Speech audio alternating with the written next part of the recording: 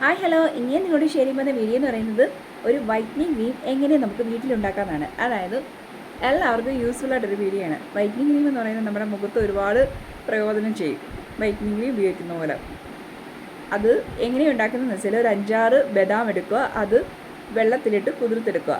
എന്നിട്ട് അത് മിക്സിയിലിട്ട് കുറച്ച് പാലും കൂടെ ചേർത്ത് നമ്മൾ നന്നായിട്ടൊന്ന് അരച്ചെടുക്കുക. ഒരു കുഴമ്പ് ഉരുവത്തിലെടുക്കുക. അതിനകത്തേക്ക് ഒരല്പം ഗ്ലിസറിൻ, അതുപോലെ തന്നെ അല്പം റോസ് വാട്ടർ, പിന്നെ കുറച്ച് നമ്മൾ അലോവേര ജെല്ല്, പിന്നെ ഒരു വിറ്റാമിൻ ഇ ക്യാപ്സ്യൂളും കൂടെ പൊട്ടിച്ചിടുക.